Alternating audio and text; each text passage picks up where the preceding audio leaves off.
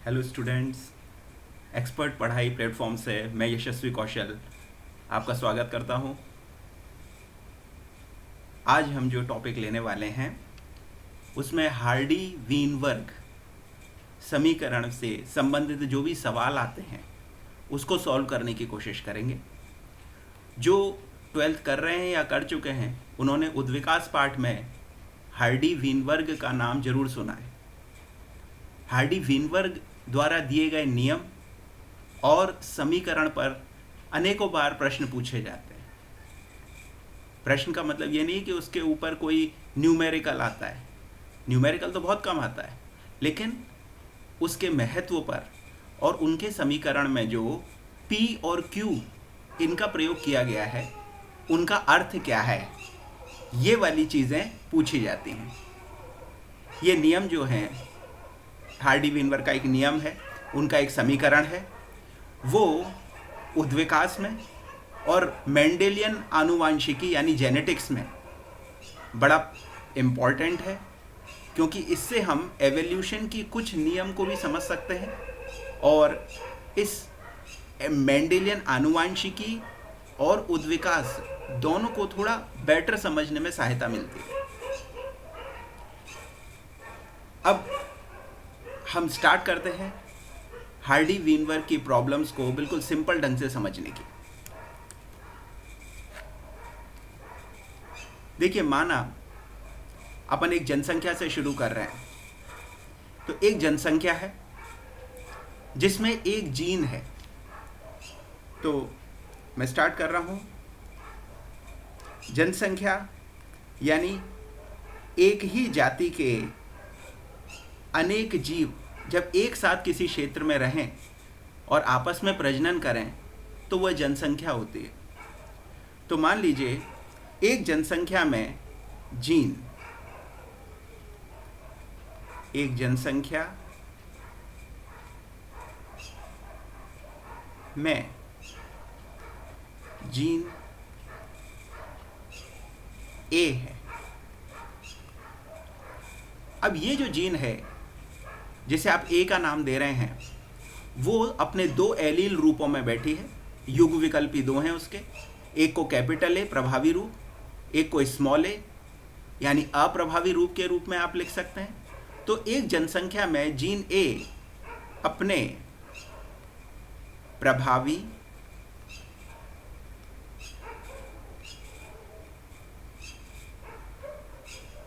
यानी capital A एवं अप्रभावी यानी स्मॉल ए रूप के रूपों यानी एलील्स में विद्यमान है।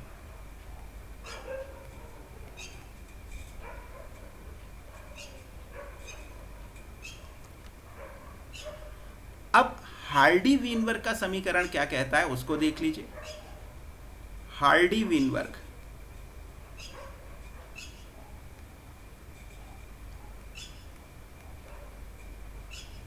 ने इस जनसंख्या में उन्होंने क्या कहा है कि भाई प्रभावी जीन के होने की जितनी संभावना होगी उसे P कहो और अप्रभावी जीन के होने की जितनी संभावना होगी उसको Q कहो। तो हार्डी वीनवर्ग ने इस जनसंख्या में प्रभावी एलील की संभावना को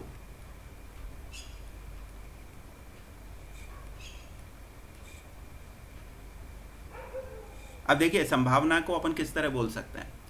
किसी जनसंख्या में किसी जीन के होने की संभावना यानी प्रायिकता, प्रोबेबिलिटी, तो इसको प्रोबेबिलिटी भी लिख सकते हैं आप।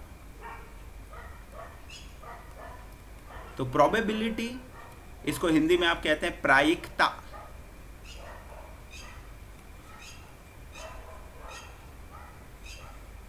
तो प्रभावी जीन की संभावना को P और अप्रभावी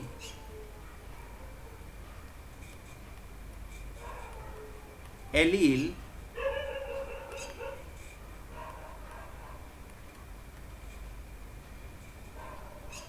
की संभावना को क्यों माना है? देखिए, मैं संभावना शब्द का प्रयोग कर रहा हूं जो पूरी तरह आप कह सकते हैं 100% उचित नहीं है। आप इसको प्रायिकता कह सकते हैं, आवृत्ति कह सकते हैं। तो ये प्रायिकता जो मैं ये लिख रहा हूं, इसको पुस्तकों में आवृत्ति के रूप से लिखा गया है। ध्यान ये रखिए, आवृत्ति यानी फ्रीक्वेंसी।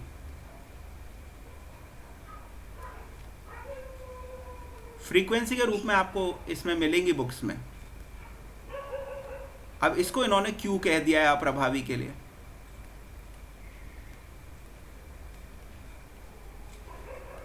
अब समीकरण देखना, तो आओ अपन देखेंगे हार्डी वीनबर्ग का समीकरण। तो हमारा सबसे पहला पॉइंट ये था,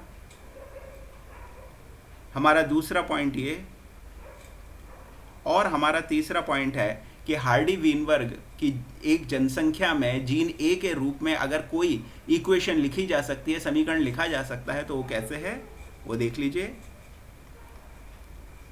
हार्डी वीनबर्ग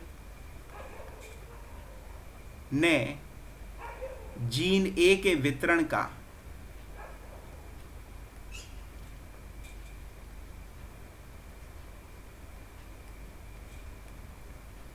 जनसंख्या में निम्न रूप से बताया है।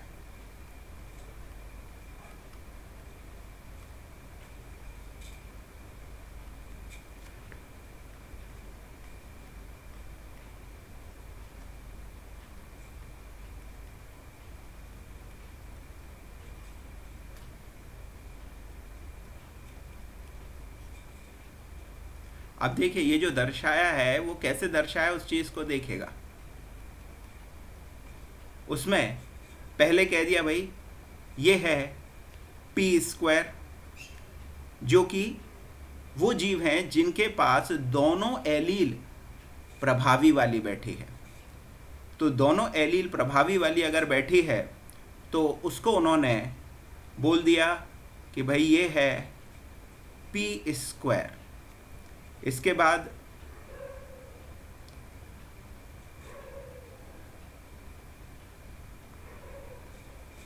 दूसरे जीव जो विषम युग्मजी हैं उनको उन्होंने 2pq के नाम से बताया है।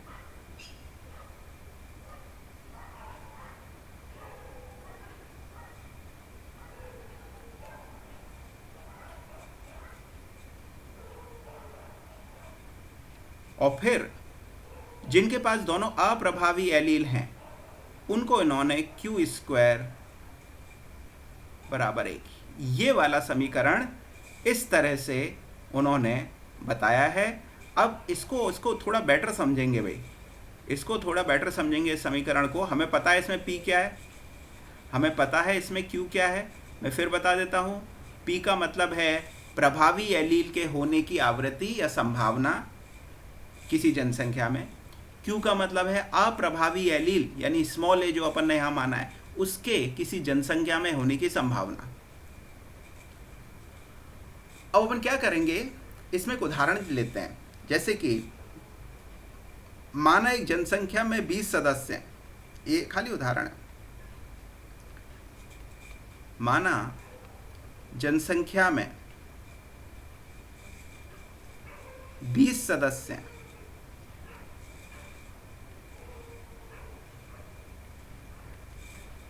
अगर 20 सदस्य हैं तो इन सभी, ये सभी द्विगुणित हैं, ये भी ध्यान रखना है।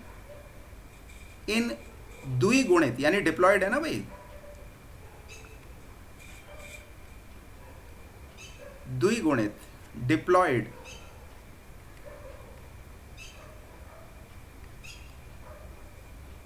तो इस डिप्लॉयड जनसंख्या में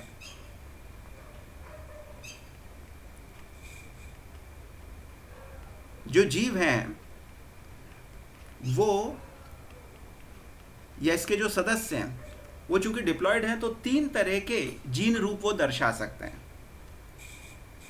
3 प्रकार के जीन रूप दर्शाए जा सकते हैं। अब वो 3 जीन रूप कौन से होंगे वो देख लीजिए। 3 जीन रूप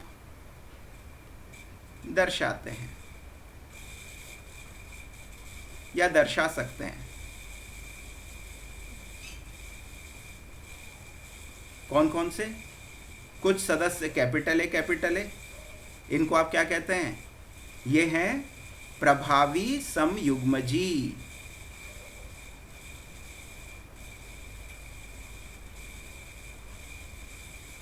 अगर अपन इंग्लिश में इनको बोलें तो डोमिनेंट होमोजाइगस कहलाते हैं ऐसे जीव, क्योंकि इनके पास दोनों डोमिनेंट या प्रभावी है ना एलील, इसलिए इसको आप कहेंगे डोमिनेंट होमोजाइगस।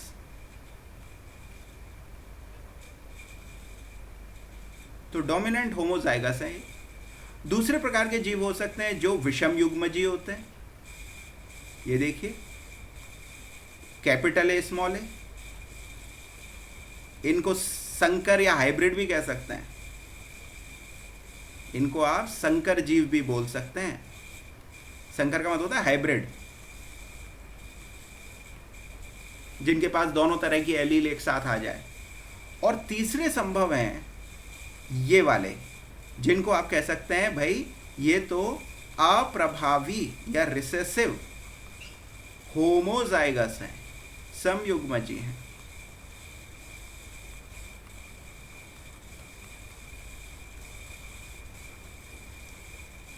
तो हम क्या देख रहे हैं, ये जो रिसेसिव होमोजाइगस है, जिनको इंग्लिश समझ में आती है उनके लिए मैं लिख रहा हूं कि रिसेसिव होमोजाइगस।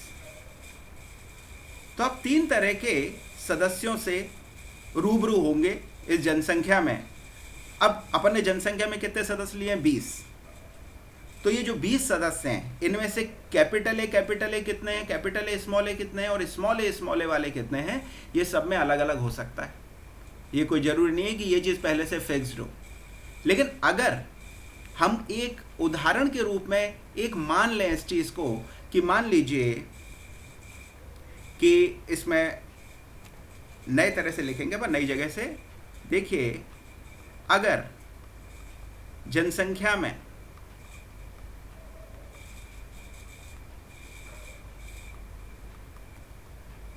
वो इसी जनसंख्या की बात कर रहे हैं जिसमें 20 सदस्य हैं। तो अगर जनसंख्या में आप देखोगे, अपन एक उदाहरण लेके देख रहे हैं, 7 व्यक्ति या जीव कैपिटल ए वाले, 9 कैपिटल ए और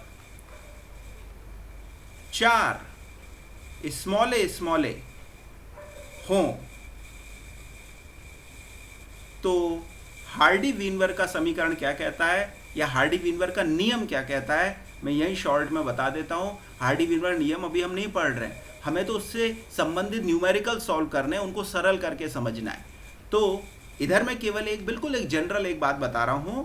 तो हार्डी-वीनवर समीकरण, या आप इसको नियम कहेंगे पहले, नियम के अनुसार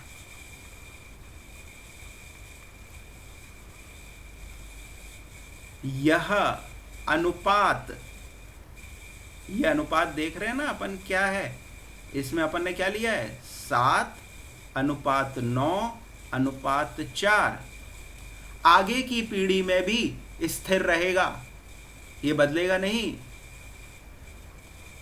आगे की पीढ़ियों में भी।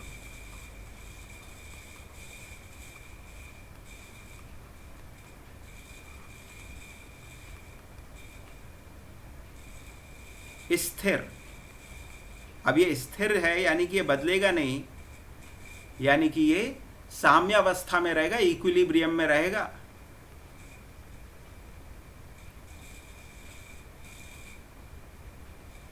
तो आगे की पीढ़ियों में स्थिर या साम्यावस्था में बना रहेगा।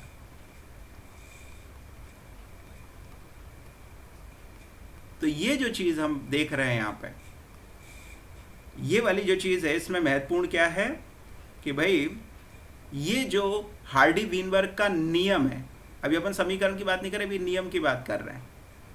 ये जो हार्डी-वीनबर्ग का नियम है, इसके अनुसार ये जो एक बार अपन ने मान लिया है कि भाई जनसंख्या में भाई जीन जो है कैपिटल ए वो 2 एलील के रूप में है, उसमें से कैपिटल ए और जैसे 7 जीव है कैपिटल ए वाले, कैपिटल ए स्मॉल ए वाले 9 मान लिए अपन ने, और स्मॉल ए वाले 4 मान लिए हैं।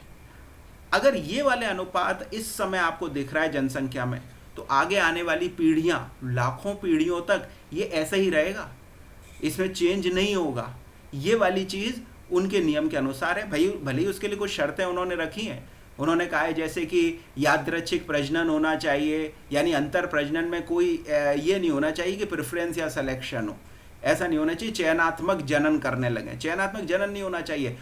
जनसंख्या का हर एक जीव जो है वो दूसरे हर एक जीव से प्रजनन करने के लिए स्वतंत्र होना चाहिए, उनके बीच प्रजनन संभव होना चाहिए। ऐसा नहीं हो कि कुछ जीवों को ज़्यादा प्राथमिकता दे दी जाए जनन में, तो इसको आप कहते हैं यादृच्छिक। जब किसी को प्राथमिकता न दी जाए तो वो यादृच्छिक हो जाता है। तो सबके साथ जनन करने के लिए वो बराबर बराबर उसकी संभावना हो हर जीव की, तो उसको कहते हैं यादृच्छिक प्रजनन, इंग्लिश में कहते हैं रैंडम मेटिंग। तो जनसंख्या पहली बात तो रैंडम मेटिंग वाली होनी चाहिए, हार्डी वीनवर ने ये शर्त रख दी। दूसरा ये कहा कि भाई उत्परिवर्तन नहीं होनी चाहिए, म्यूटेशन उसमें नहीं होना चाहिए, कोई जीव बाहर से जनसंख्या में ना आ जाए, कोई इस जनसंख्या का जीव बाहर नहीं चला जाए। ये कुछ एक शर्तें उन्होंने रखी हैं। उन्होंने ये भी कहा है कि भाई प्राकृतिक वर्ण नहीं होना चाहिए, नेचुरल सिलेक्शन नहीं होना चाहिए। ये कुछ एक शर्तें अगर उनकी मान ली जाती हैं तो हम देखते हैं कि जनसंख्या में किसी एक समय में जीन आवृत्ति P या Q जो है वो जीन आवृत्ति आगे आने वाले लाखों सालों तक पीढ़ी दर पीढ़ी वो वैसी की वैसी बनी रहती है, वो साम्यावस्था में बनी रहती है। अब इस चीज़ को थोड़ा सा इलस्ट्रेट करते हैं, थोड़ा सा निरूपित करके समझते हैं, थोड़ा सा अपन इसको डायग्राम से बना के समझते हैं। तो चलिए इस चीज़ को मैं जो जनसंख्या है उसको अपन देखते हैं।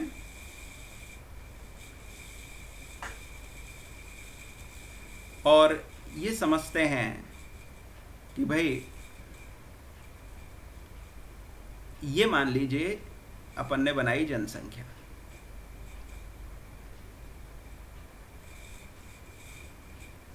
अब मैंने आपसे क्या कहा था कि हम 7 हमारे पास कैसे हैं जीव, कैपिटल ए वाले।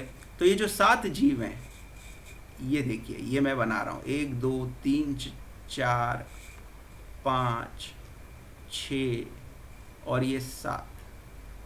ये जो 7 जीव हैं ये कैपिटल ए वाले सदस्य हैं। अब हमें दूसरा लेना है, दूसरा है विषम युग्मजी। तो विषम युग्मजी जो जीव हैं वो वाले जीव अपन ने 9 बनाए थे।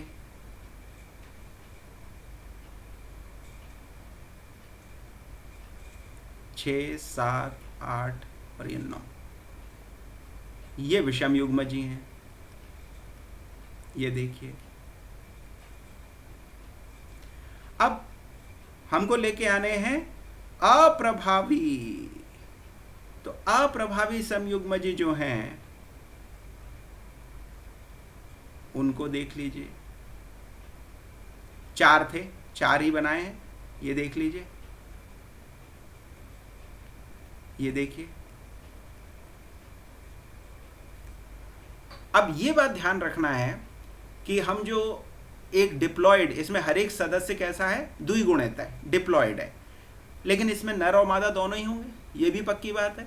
यानी कि अगर अपन देखें कि ये कैपिटल ए वाले सदस्य जो हैं इनमें नर और मादा होंगी, नर शुक्राणु बनाएंगे, मादा अंडाणु बनाएगी। तो इस चीज़ को यहाँ पे हाईलाइट कर लेते हैं भाई। ये जो नर और मादा वाली चीज़ है, इस चीज़ को यहीं पे मैं समझा देता हूँ। देखिए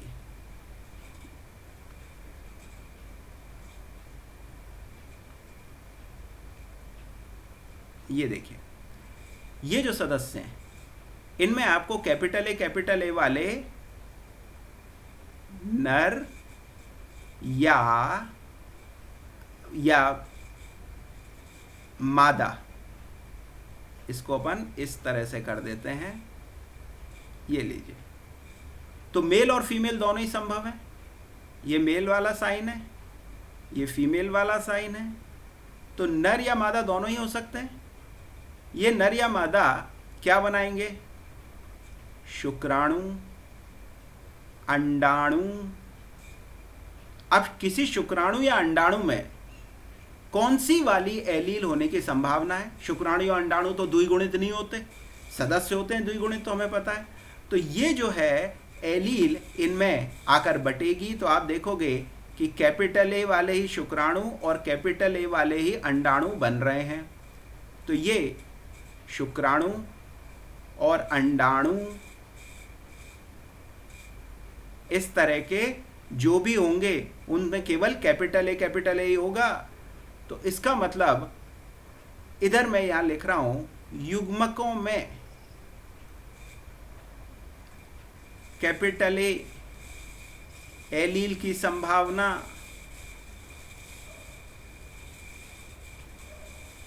मैंने आपको पहले ही बताया, संभावना शब्द नहीं लिखा होगा वहां, आवृत्ति लिखा होगा। तो ये आवृत्ति जो है वो संभावना के रूप में उसको सरल कर रहा हूं, प्रायिकता P है। मैंने बताया था प्रभावी एलील को P माना गया। अब जो विषम युग्मजी जीव है उनका क्या भाई हिसाब किताब है, उसको भी देख लेते हैं। तो ये जो विषम युग्मजी जीव हैं इनमें भी सेम बात, नर भी होंगे, मादाएं भी होंगी,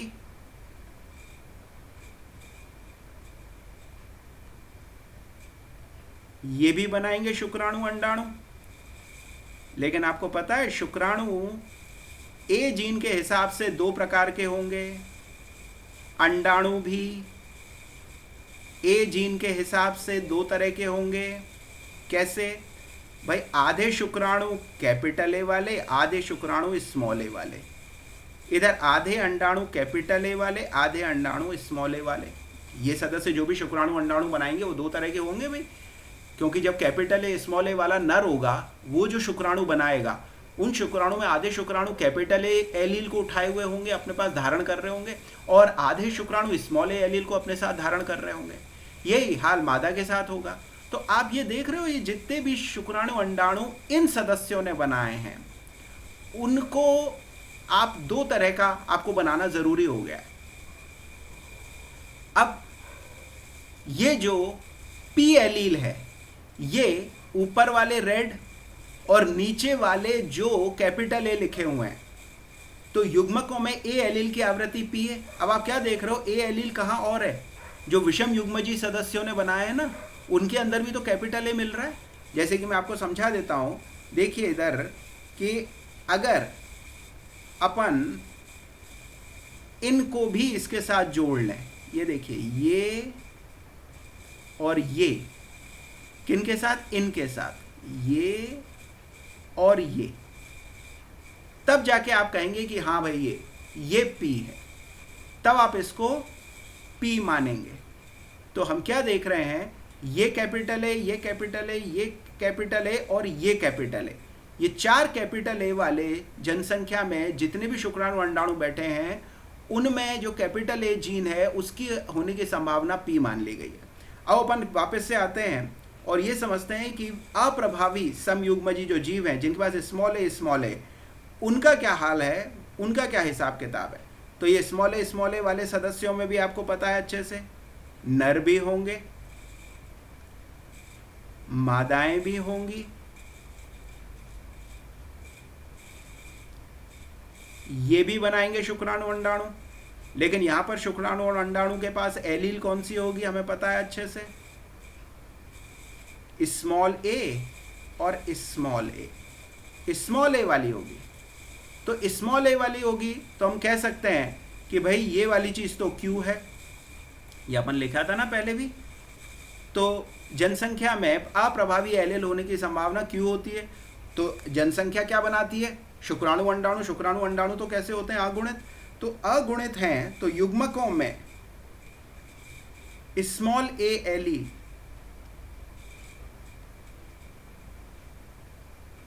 की संभावना, देखिए आवृत्ति शब्द लिखा होगा, आप उसको ये मान के चलिए प्रोबेबिलिटी, संभावना। संभावना Q है। अब प्रश्न ये उठता है कि केवल अप्रभावी समयुग्मजी जीव जो शुक्राणु अंडाणु बना रहे हैं केवल उन्हीं को अपन क्यों मान लें? तो इसका उत्तर है नहीं, क्योंकि विषम युग्मजी ने भी कुछ शुक्राणु अंडाणु या युग्मक ऐसे बनाए थे जिनमें स्मॉल ए बैठा था। इस बात को ध्यान में रखते हुए हम इसको इस तरह से दिखा रहे हैं। देखिए, ये देखिए स्मॉल ए, इसके अलावा ये भी, ये वाला और ये वाला, ये सब मिलकर, तो ये क्या देख रहे हो, ये वाला, ये वाला, ये वाला और ये वाला, ये सब मिलकर जो है वो बना रहे हैं Q, या वो है टोटल आवृत्ति। तो ये जनसंख्या में 3 तरह के सदस्य थे, कैपिटल ए वाले, कैपिटल ए स्मॉल ए वाले, स्मॉल ए वाले। हमने ये भी बता दिया था शुरू से कि भाई कैपिटल ए वाले 7 हैं, कैपिटल ए स्मॉल ए वाले 9 हैं और स्मॉल ए वाले 4 हैं। इन्होंने जो भी शुक्राणु अंडाणु बनाए उनमें से कैपिटल ए को उठाए हुए जो भी शुक्राणु और अंडाणु हैं उन्हें P मान लीजिए। इसी तरह जिन सदस्यों ने ऐसे शुक्राणु अंडाणु बनाए हैं जिसमें स्मॉल ए है उसको आप Q मान लीजिए। तो ये जो चीज़ है इसको बस ध्यान रखना है कि P और Q क्या होता है।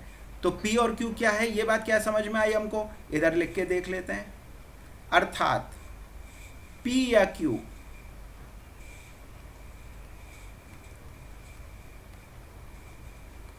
केवल एलील की आवृत्ति को दर्शाता है। एलील आवृत्ति, आवृत्ति मतलब संभावना, मैंने पहले ही बताया है, इस संभावना समझ के चलो आप। तो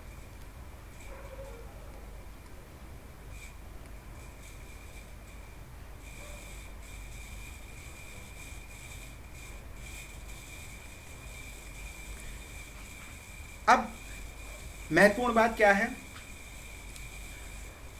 कि आप अगर देखो कि ये p² 2pq और q² कैसे आया, ये समीकरण तो यही था ना, इसमें p + q क्या है आपको पता चल गया है। अब हार्डी वीनबर्ग ने जो एक बात कही है उसको मैं यहां लिख देता हूं, यानी प्रभावी और अप्रभावी एलील की जो भी आवृत्तियां हैं उनका योग 1 होता है। 1 होता है का मतलब है, उन्होंने कहा यूनिट है, ये बनी रहेगी आगे तक, पीढ़ी दर पीढ़ी। तो इसको इन्होंने कैसे कहा है कि प्रभावी और अप्रभावी। प्रभावी को कैपिटल ए माना है अपन ने, एवं अप्रभावी एलील की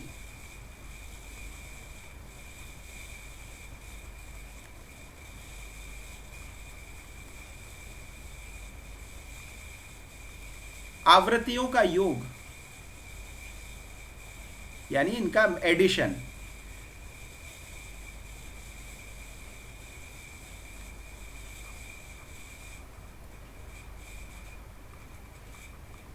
सदैव इकाई होता है।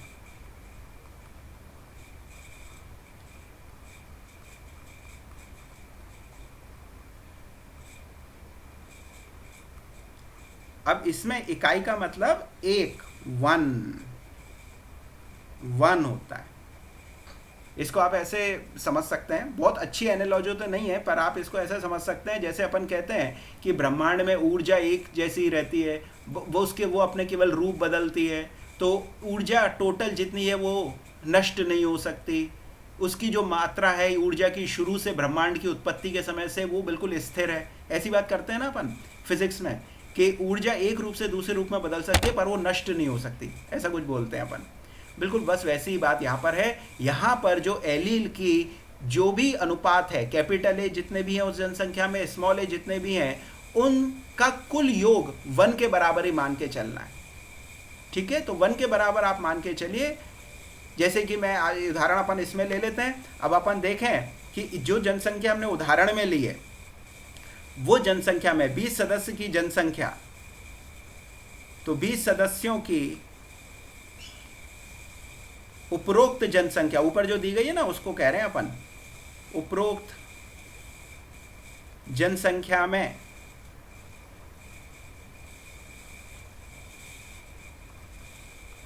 कैपिटल ए की आवृत्ति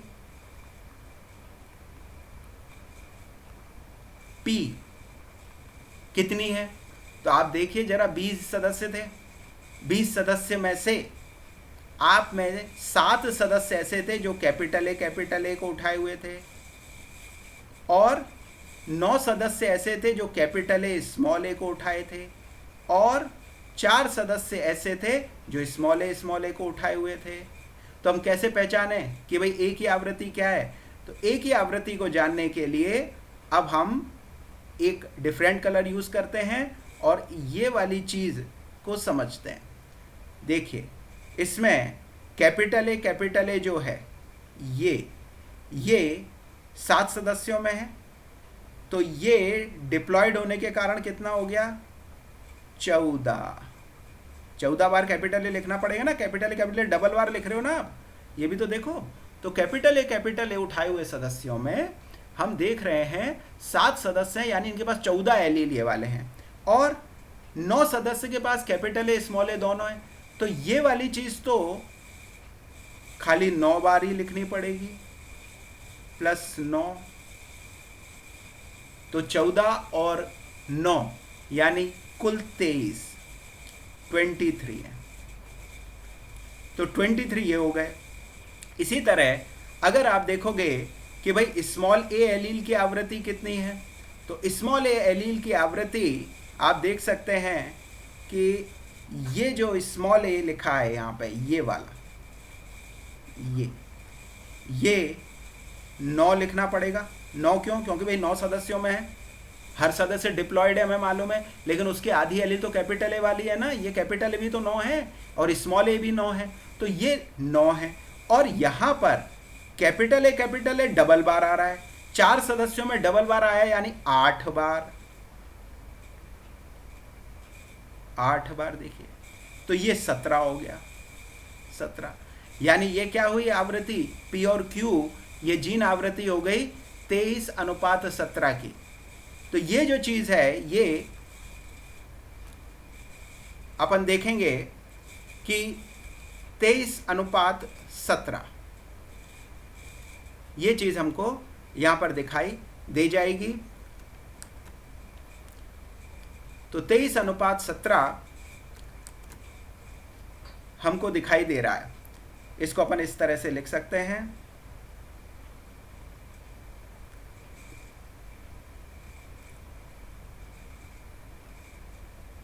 तेईस अनुपात 17 P/Q बराबर 23:17 इस पर्टिकुलर जनसंख्या में। अब P प्लस Q क्या होता है? 1, अपन ने पहले ही कह दिया है। तो P plus Q is equal to 1 होता है। अब मैं एक चीज यहां पर और बताना चाहूंगा कि ये वाला जो समीकरण है, ये आया कैसे होगा? P² 2 प्लस PQ और Q², इस चीज को देख लीजिए एक बार। देखिए समीकरण कैसे आया होगा, इस चीज को समझने के लिए अपन को पता है कि P बराबर कैपिटल A वाले युग्मक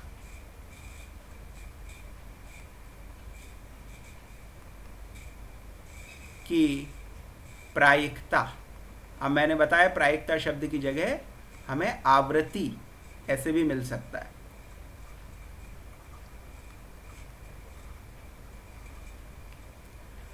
तो ये P है। Q जो है स्मॉल a वाले युग्मकों की प्रायिकता,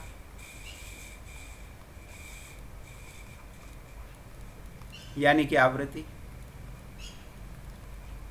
अब देखना किस तरह से ये P² 2PQ Q² आया। हमें अच्छे से पता है कि भाई कैपिटल A उठाए हुए शुक्राणु और स्मॉल a उठाए हुए शुक्राणु, ये अंडाणुओं से निषेचन करेंगे, तभी तो द्विगुणित जीव बनेगा। तो द्विगुणित जीव बनाने के लिए हमको क्या करना है? निषेचन भी कराना है भाई।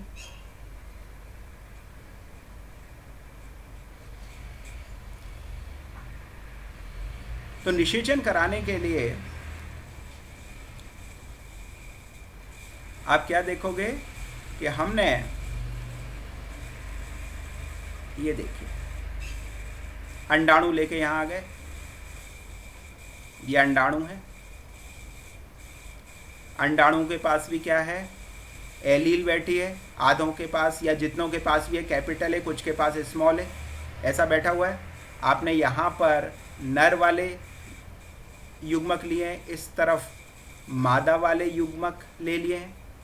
अब आप देखना, पहले से मैंने आपको एक चीज़ बताई हुई है भाई, इस चीज़ को थोड़ा ध्यान रखना, और वो क्या चीज़ है कि जो ए वाले हैं उनको अपन ने पी मान लिया है, ये जो ए वाले हैं इनके होने की संभावना पी है, मैंने बताया था। बिल्कुल वैसे ही आप देखोगे कि कैपिटल ए और कैपिटल ए वाले शुक्राणु अंडाणु निषेचन करेंगे तो कैपिटल ए मिलेगा, और कैपिटल ए मिलेगा, उसके बाद पी गुणा पी भी हो जाएगा, पी स्क्वायर हो जाएगा। इस चीज़ को देख लेते हैं। पहले मैं वो बता दूं कि अप्रभावी एलील को हमने क्या मान लिया था। अप्रभावी एलील को आपने क्यू माना हुआ है, तो इस चीज़ को ये देखिए यहाँ पर ये हो गया क्यू, इधर अप्रभावी एलील को उठाए हुए युग्मकों को क्यू कहा है आपने। अब पी स्क्वायर कैसे आया उस चीज़ को समझिए, और क्यू स्क्वायर कैसे आया उस चीज़ को थोड़ा सा आइडिया ले लेते हैं। अपन इसको भर लेते हैं कि निषेचन के बाद क्या क्या अपने को जीन रूप मिलेगा। कैपिटल ए वाला शुक्राणु कैपिटल ए वाले अंडाणु से निषेचन करेगा, ए वाले जीव बनेंगे, द्विगुणित जीव बन गए। इसी तरह क्या स्मॉल ए उठाए और शुक्राणु स्मॉल ए वाले से करेगा निषेचन, तो स्मॉल ए वाले जीव बनेंगे। पर इन दो बाकी जगह पे क्या हो रहा है, स्मॉल ए वाला अगर शुक्राणु गया और कैपिटल ए वाले अंडाणु से निषेचन कर लिया, भाई देखो मैंने कहा था यादृच्छिक प्रजनन है, हर एक जीव का उस जनसंख्या के बाकी सदस्यों के साथ अंतर प्रजनन करने की संभावना बराबर बराबर है। तो स्मॉल ए वाला शुक्राणु जाके कैपिटल ए वाले अंडाणु के साथ भी तो निषेचित हो सकता है। तो यहाँ पर आप क्या लिखेंगे, कैपिटल ए स्मॉल ए। इसी तरह यहाँ पर कैपिटल ए उठाया हुआ शुक्राणु अगर स्मॉल ए धारण किए हुए अंडाणु से निषेचन करता है तो फिर कैपिटल ए स्मॉल ए। तो ये क्या देख रहे हो आप, ये कैपिटल ए स्मॉल ए दो जगह पे मिल रहा है आपको। अब अपन प्रायिकता की बात करते हैं, संभावना। जैसे कि मैं आपसे कहूं कि मेरे पास दो सिक्के हैं और मैं एक साथ उनको उछाल रहा हूं, तो एक बार अगर एक सिक्का उछालता हूं तो हेड्स या टेल्स आने की संभावना क्या क्या होती है। तो आप बड़े आराम से बता देंगे कि भाई एक सिक्का अगर आप उछालते हो तो हेड्स और टेल्स आने की संभावना बराबर बराबर होती है, 0.5 या 1/2 1/2। तो अगर मैंने सिक्का उछाला तो हेड्स आने की संभावना एक बार में 1/2 ही तो है, टेल्स आने की संभावना भी 1/2 है। लेकिन अब मैं दो सिक्के एक साथ उछाल रहा हूँ, जब दो सिक्के एक साथ मैं उछालूंगा तो क्या होगा, दोनों में हेड्स आए ऐसी संभावना क्या होगी, इसकी प्रायिकता क्या होगी। तो आपको एक बात याद रखनी है कि दो घटनाएं अगर एक साथ हो रही हों तो उनके एक जैसा घटित होने की संभावना उनके अकेले अकेले होने की संभावना का गुणनफल होती है।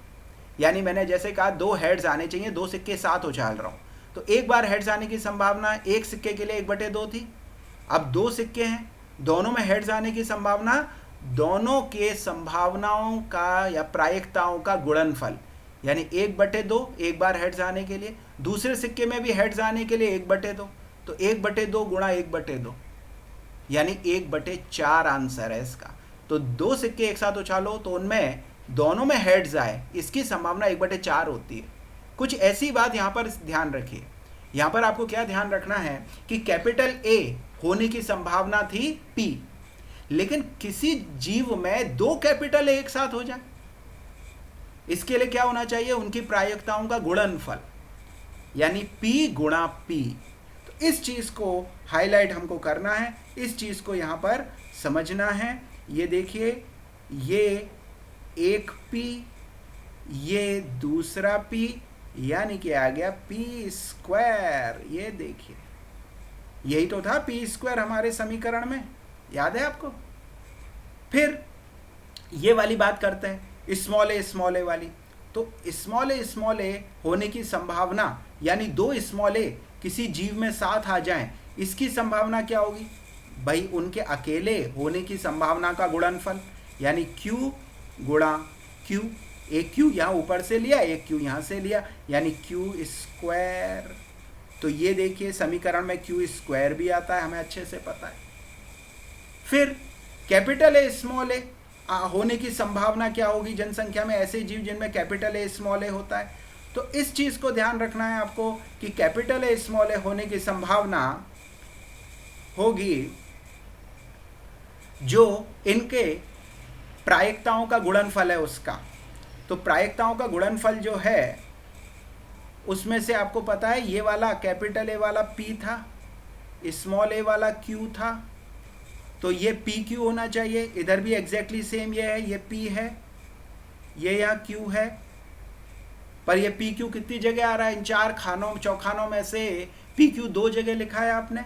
तो PQ चूंकि 2 जगह लिखा है तो आप कह सकते हैं कि भाई P and Q are found at 2 places, that's why the probability of having them, उनकी प्रायिकता होने की हो जाएगी 2PQ। तो इसका मतलब आप बड़े आराम से यहाँ कह सकते हैं कि भाई 2PQ ये है। अब 2PQ अगर है तो इसका मतलब हमको ये पूरा समीकरण यहाँ प्राप्त हो रहा है। P square plus 2PQ plus Q square, हमको पता है इसका इन जितनी भी एलील या जीन है ये इकाई रूप में ही रहेंगी, यानी ये बदलेंगी नहीं समय के साथ। टोटल जो एलील होती है आपको पता है, वो मैंने पहले ही बता दिया है कि कैपिटल ए स्मॉल ए जितनी भी हैं उनका योग हमेशा इकाई होता है, 1 के बराबर होता है, क्योंकि हार्डी वीनर ने कहा है ये स्थिर होती है, साम्यावस्था में रहती हैं। हाँ, उनकी कुछ शर्तें जरूर हैं इसके लिए कि साम्यावस्था में कब तक बनी रहेंगी। वो साम्यावस्था में तब तक बनी रहेंगी जब तक जनसंख्या यादृच्छिक प्रजनन करती रहे, जब तक उत्परिवर्तन नहीं हो, जब तक प्रवास न हो, उत्प्रवास या अंतः प्रवास न हो, जब तक प्राकृतिक वर्ण न हो। ऐसी कुछ शर्तें उन्होंने रखी हैं। तो आप देखोगे कि ये इकाई बनी ही रहेगी। P स्क्वायर 2PQ और Q स्क्वायर जो है उसमें P और Q के बीच जो अनुपात है वो साम्यावस्था में ही बना रहेगा। अब चूंकि हमको समझ में आ गया, इसको बिल्कुल शॉर्ट में मैं यहाँ पे लिख देता हूँ कि P क्या है?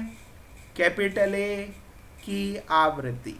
ये अपन यहाँ पे इसका सीधे क्वेश्चंस पे आ जाएंगे, ठीक है।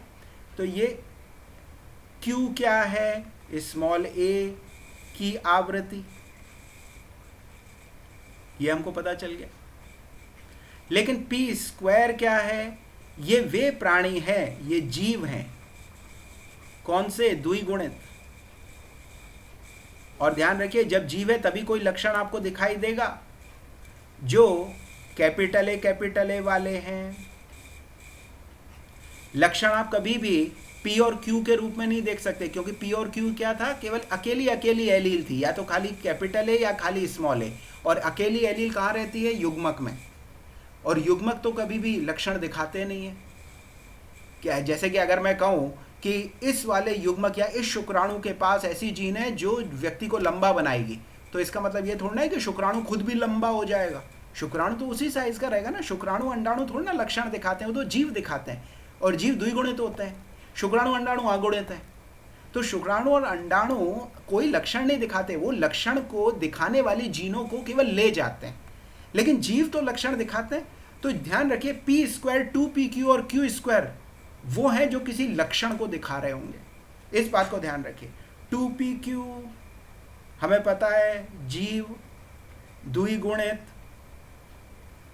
और ये जो द्विगुणित जीव है ये कैपिटल ए स्मॉल ए वाले हैं, यानी विषम युग्मजी जिसको कहते हो। विषम युग्मजी थे ना, याद है ना, अपन ने इनको विषम युग्मजी कहा था। इनको संकर भी कह सकते हैं, हाइब्रिड।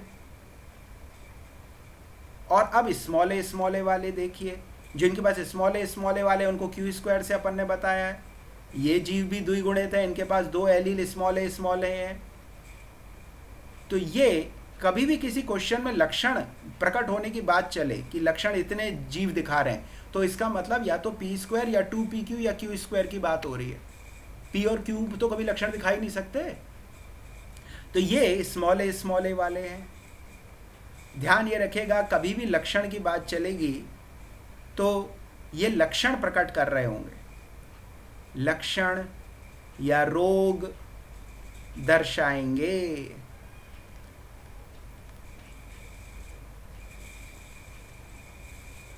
दर्शाते हैं। यहां पर कोई लक्षण या रोग पी और क्यू में नहीं होगा, पर पी स्क्वायर 2pq और क्यू स्क्वायर के रूप में होगा, क्योंकि ये जीवों में कैसे वितरित हो रही है, द्विगुणित जीवों में एलील, उसको दिखा रहा है। और चूंकि जीव है तो लक्षण तो दिखाएंगे। अब हम सीधे आ रहे हैं क्वेश्चंस पे। देखिए, जैसे कि अगर पहला क्वेश्चन लिखा है, मैं उसको हिंदी में बता दूंगा, इंग्लिश में लिखा है वैसे तो। अगर इफ अ रिसेसिव ट्रेट और डिसऑर्डर, डिसऑर्डर मतलब होता है रोग, व्याधि, कोई विकार, if a recessive trait or disorder is shown by 25% of the population, what is the frequency of recessive allele? अब इसमें क्वेश्चन में क्या क्या कहा गया है वो मैं बता दूं कि अप्रभावी एलील को नहीं, अप्रभावी रोग, ये डिसऑर्डर है ना, विकार या लक्षण 25% जनसंख्या में देखा जा रहा है, जनसंख्या दर्शा रही है।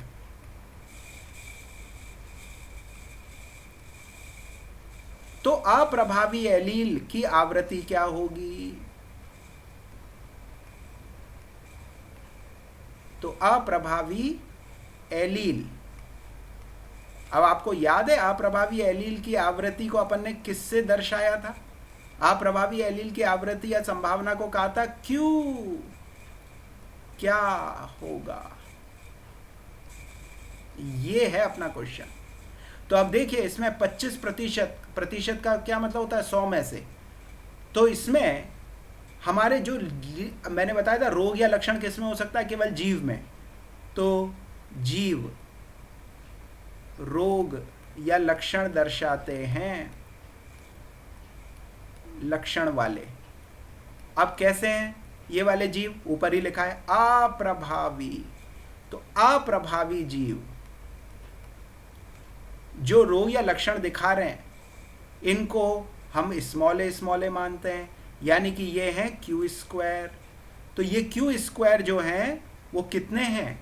आपको बताया है 25%, या इसको आप लिख सकते हो 25 100 में से, या इसको अपन और तरीके से भी लिख सकते हैं 1/4, ऐसे भी तो लिख सकते हैं।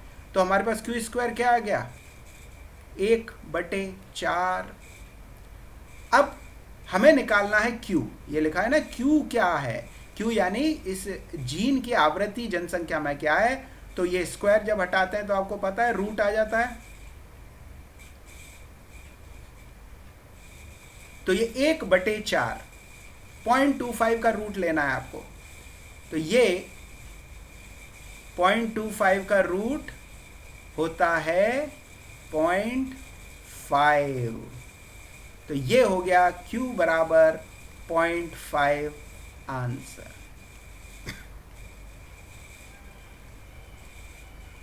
तो इस जनसंख्या में स्मॉल ए जीन की संभावना या आवृत्ति आधी 0.5 है।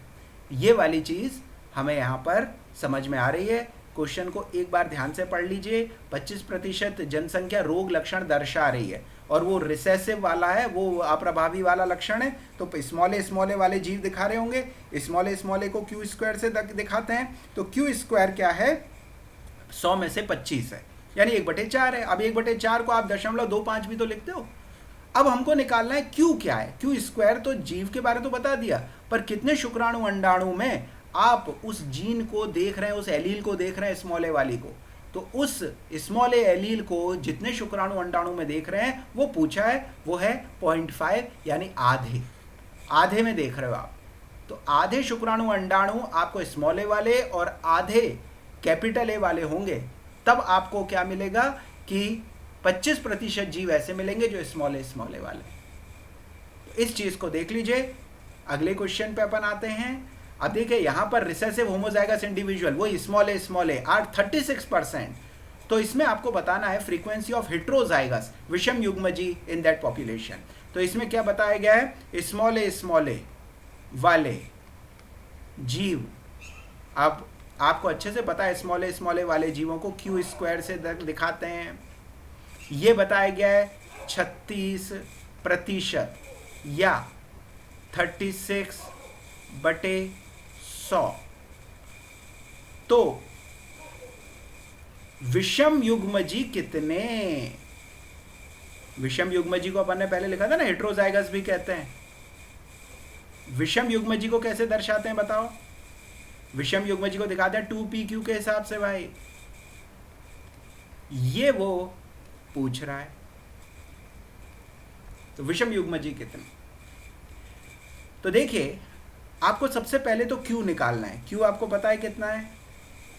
q स्क्वायर बराबर 36/100, या इसको ऐसे भी लिख सकते हैं ना 0.36। तो हमारे पास q स्क्वायर क्या आ गया? 0.36। अब q निकालिए। q निकालने के लिए आपको क्या करना पड़ेगा? स्क्वायर हटाओ तो रूट लगाते हैं, आपको पता है। रूट निकाल लेते हैं इसका। तो क्या आया? q बराबर आया हमारा 0.6। ये आ गया पहली बात। तो अब जो q निकल कर आ गया है, तो आप p भी निकाल सकते हैं। तो p प्लस q बराबर 1, ये आपको पहले से पता है। तो इसमें क्या करो? q का मान रखने पर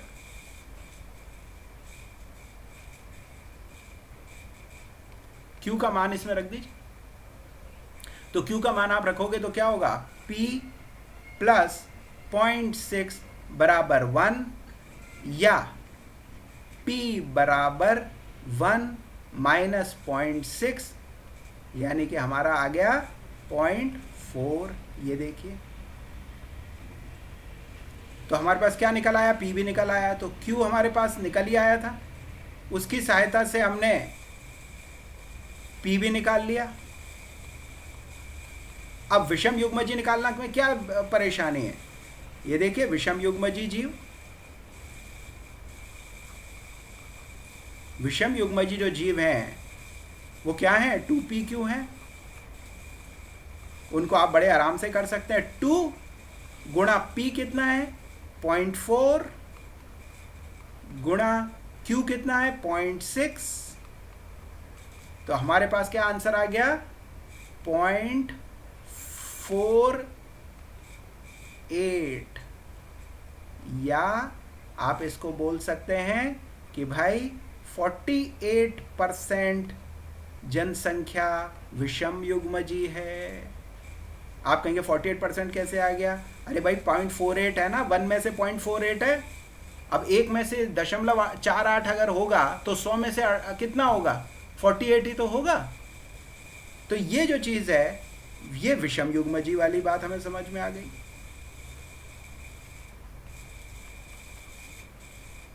तो ये दूसरा क्वेश्चन सॉल्व हो गया हमारा।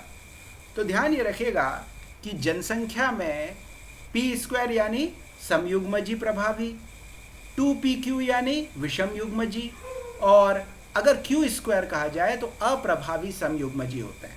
अगले क्वेश्चन पे आते हैं। इसमें लिखा है कि x गुणसूत्र पर एक अप्रभावी जीन है जिसके कारण एक रोग हो रहा है जिसको कहते हैं लेशनेहान। तो लेशनेहान रोग है, उसमें क्या होता है? हमारे न्यूरोलॉजिकल डैमेज हो जाता है, यानी हमारे मानसिक क्षति होती है। तो ब्रेन में क्षति होती है, स्पाइनल कॉर्ड यानी मेरु रज्जु में क्षति हो जाती है। तो लिखा है एक्स लिंक्ड रिसेसिव डिसऑर्डर। अब इसमें महत्वपूर्ण बात क्या है? रिसेसिव, ये शब्द पे ध्यान दीजिए, यानी कि अप्रभावी कोई एलील के कारण ये हो रहा होगा रोग। अब चूंकि रोग दिख रहा है तो किसी जीव में ही हो रहा होगा। जीव को हम p square 2pq q square के रूप में दिखा सकते हैं जीवों को।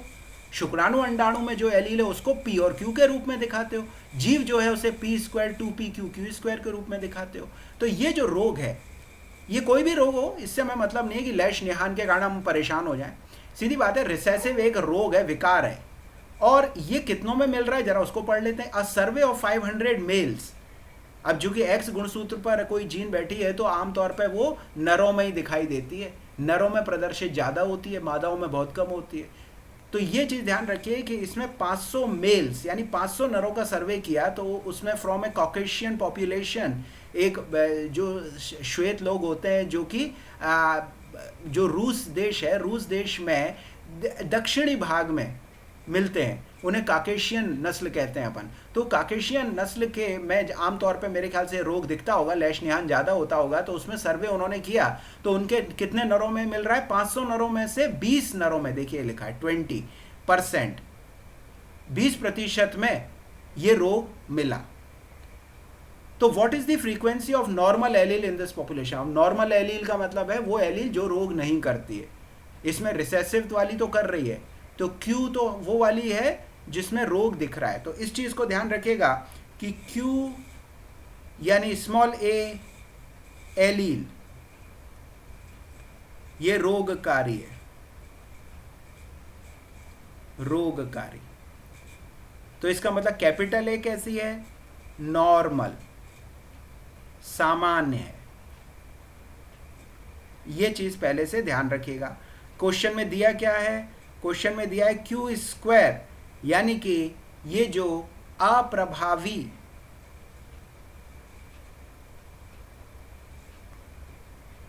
जीव हैं, यानी ह्यूमंस है, हम यहां पे बात कर रहे हैं मानव की, रोगग्रस्त हैं। और रोगग्रस्तता कैसे दिखा रहे हैं?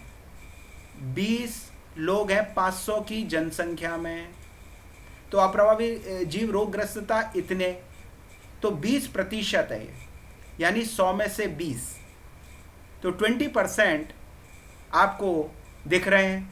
20% लोग अगर दिखा रहे हैं जनसंख्या में, मेरे ख्याल से इसमें प्रतिशत नहीं होना चाहिए यहाँ पर, क्योंकि जब 500 की आप जनसंख्या ले रहे हैं तो इसमें प्रतिशत यहाँ पे काटना पड़ेगा हमको। 20 लोग दिखा रहे हैं, 20 वर अफेक्टेड विद दिस डिसऑर्डर। तो अगर 20 लोग दिखा रहे हैं तो इसका सीधा मतलब हो गया कि ये लगभग हो जाएगी 0.2 के आसपास, है ना। ये इसमें से 0 से 0 कट गया और ये 1/10 आ गया,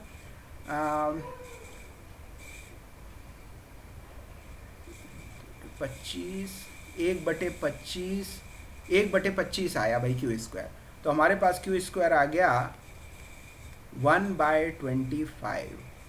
अब आप इसमें से 1/25 जो है,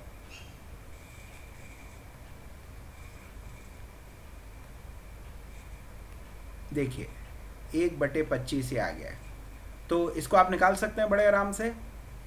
1/25 यानी आप अगर खाली क्यू जीन आवृत्ति निकालना चाहें, यानी एलील की बात कर रहा हूँ, जीन वाला एलील, यहाँ पर इस आवृत्ति को कैसे निकालोगे? इस आवृत्ति को निकालने के लिए आपके पास जो क्यू स्क्वायर है ना, उसमें से स्क्वायर हटा दो तो रूट आ जाएगा, √1/25, यानी इसका मतलब हो गया Q बराबर 1/5 या 0.2। ये देखिए निकल के आया। तो हमारे पास क्या दिख रहा है? Q निकल के आया 0.2, ये निकल के आ गया। लेकिन अभी काम खत्म नहीं हुआ है, अभी हमें P की आवृत्ति भी निकालनी है। क्यों? क्योंकि यही तो हमारा क्वेश्चन है। ये देखिए क्वेश्चन क्या है, क्वेश्चन लिखा है what is the frequency of normal allele, और आपको पता है ना नॉर्मल एलील ए, ये वाली जो नॉर्मल एलील है ए, ये किससे बताई जाती है? पी से ही तो बताई जाती है। तो चलिए इसमें अपन देखेंगे कि अगर पी,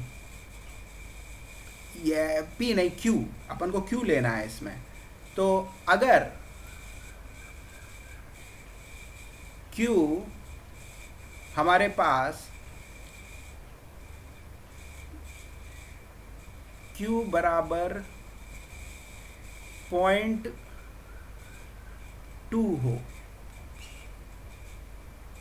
Q बराबर 0.2 हो तो क्या होगा?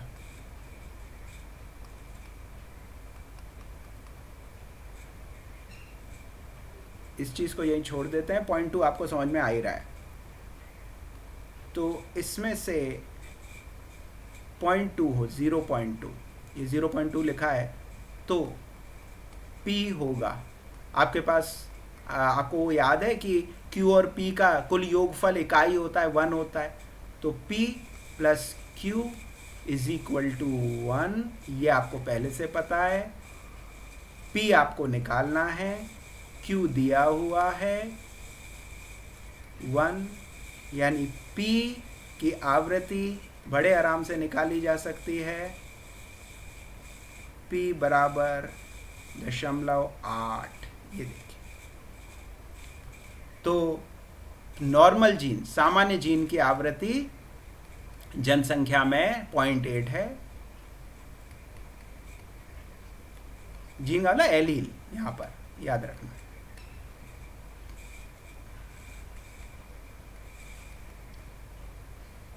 ये हमारा आंसर है।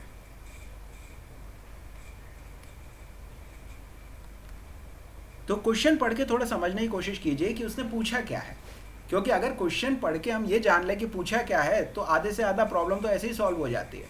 अब मैं आपको लास्ट क्वेश्चन कराता हूँ, वो थोड़ा सा बदला हुआ है, उसको थोड़ा ध्यान से पढ़ेंगे।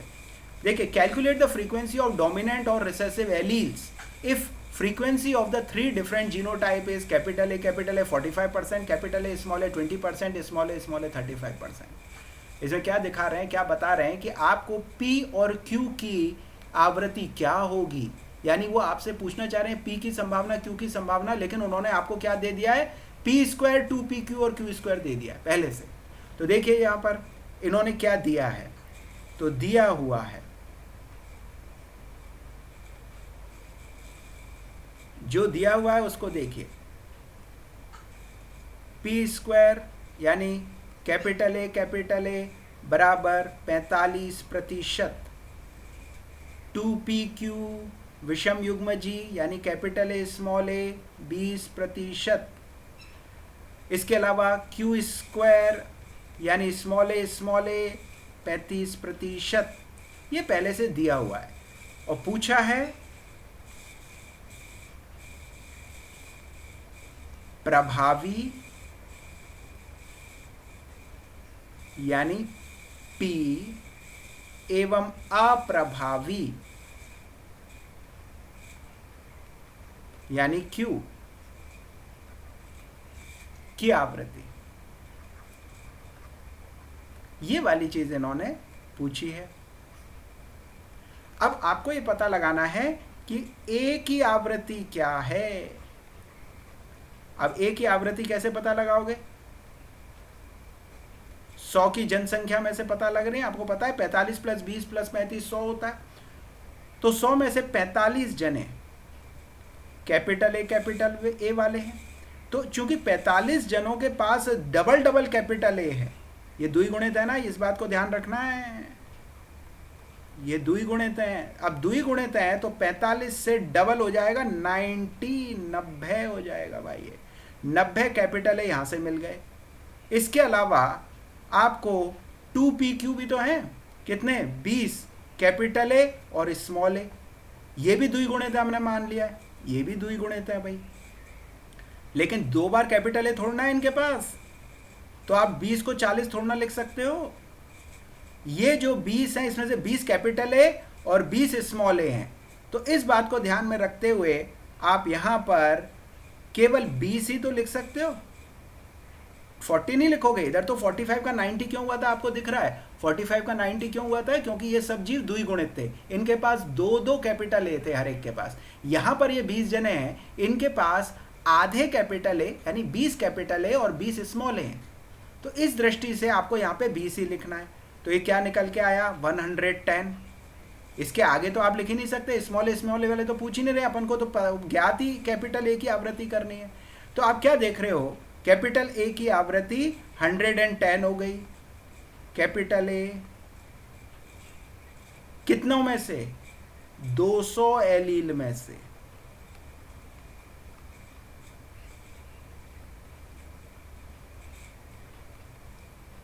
दो 200 कैसे आया ये, अरे भाई जब 100 जने हैं और वो द्विगुणित हैं सबके सब, तो वो टोटल एलील उनके पास 200 ही तो हैं, तो 100 जने द्विगुणित इसीलिए 200 एलील हैं।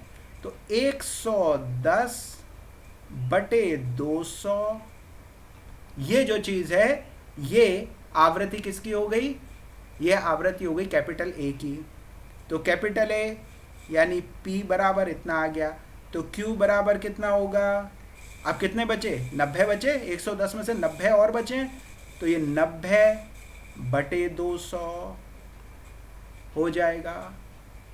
तो इस तरह से आप क्या देख रहे हैं कि आप बड़े आराम से इस चीज़ को निकाल सकते हैं। अगर आप इसको सॉल्व करना चाहें तो सॉल्व भी कर सकते हैं। जैसे 110/200 आता है 0.55 ये, और अगर Q निकालना है तो ये 90/200 आएगा 0.45। ये लीजिए, ये हमारे आंसर्स हो गए। तो आप पहले एक एलील की आवृत्ति को निकाल लिया कीजिए।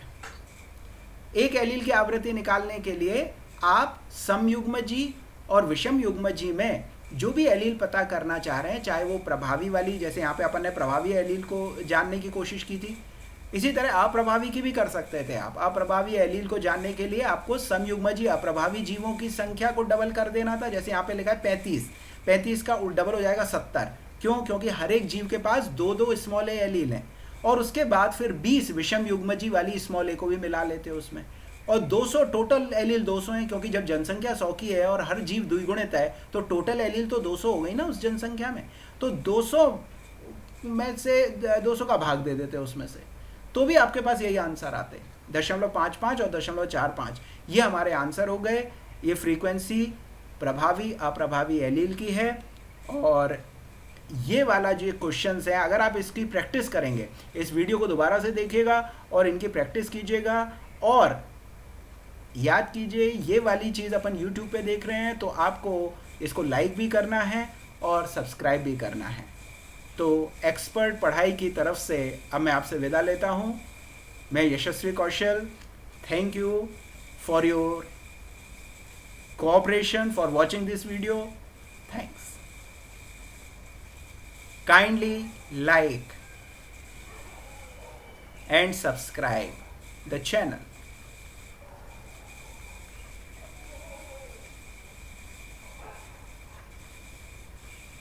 एक्सपर्ट पढ़ाई।